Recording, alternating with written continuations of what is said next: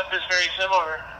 I've got an ID52E, and it's an Open Spot 4 Pro in the car right now.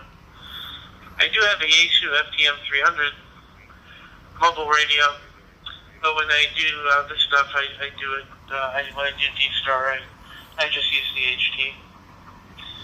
I like the radio a lot. I also have a D75, and I like that a lot too.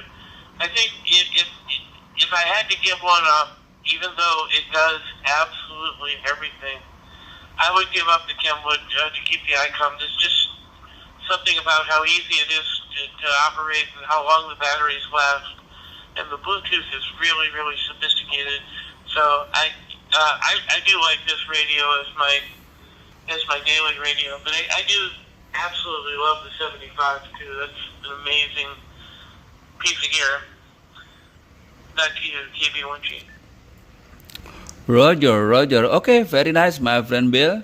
As you know that I'm also playing another platform of digital voice instead of Dstar. So I play with using Yaesu FT5DR to connect to the Kansas City Watch sometime. There is always net program over there. And I use, there are several equipment in what we call, in the MR platform, something like that, my friend.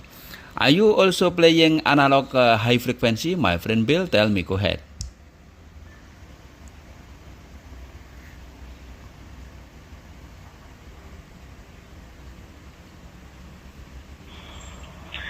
Yes, I am. I'm active on HF, both CW digital and phone. I have 80 through 10 capabilities. I have an FTDX10 with an 811H amplifier and an array of antennas that give me that basically 80 meters, 40 meters, 30 meters, 20 meters, 15 and 10 covered with the antennas and stuff. Yeah, what do you have for HF equipment? Roger. Actually, I'm new in learning playing HF actually, just several weeks ago. I have Yaesu FT991E, and also I have QRP device, in this case ICOM IC705. But I'm using not quite high antenna, in this case vertical diamond BB7 Victoria, something like that. So I cannot reach to far distance station. I only communicate with amateur radio over here in Indonesia, something like that, my friend. Actually, it is a dream to be able to communicate with somebody over there outside of this country some other time. But I need to set the high and also sophisticated antenna maybe some other time. Back to you, Bill. Go ahead.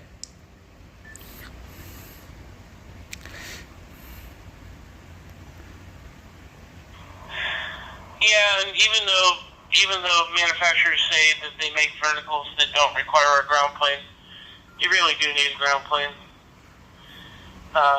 with a vertical in order to get it to perform well. So, hey, we all do what we can with the space that we have. Mine is an array of fan dipoles. So I've got a 30-foot mast that has individual dipoles tied to one feed point of fan dipole.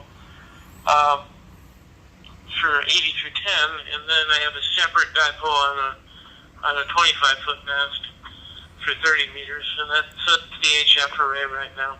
I want to get an antenna up for 6, and I do have terrestrial UHF and VHF covered with two. I have a Diamond X300 and a Diamond X70, both at 30 feet. So that's it. The station works pretty good. You can take a little bit of a look at it on QRZ. It's always changing a little bit, but that gives you a general idea of what my station looks like. KB1G. Roger. Okay, very nice, my friend Bill. Thank you for the information, my friend. I will visit your QRZ speed and I will log you there also. So if you have a time, if it is possible, please confirm, my friend. I will log you in the krz.com. Anyway, nice to talk to you this morning, my friend. My regard to you and also your family over there. Hoping that everything will be running well over there. And I will be clear, my friend. We have been using the line quite long. I'm afraid there is also any other amateur radio waiting for the chance, something like that, my friend. Back to you, Bill, as the final. Go ahead.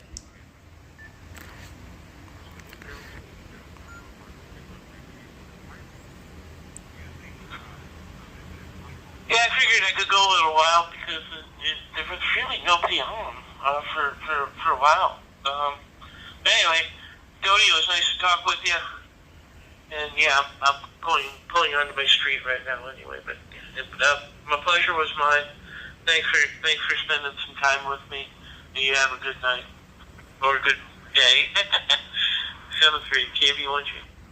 Okay, thank you, my friend Bill. Kilo Bravo 1, Golf, see you later. 73, bye-bye.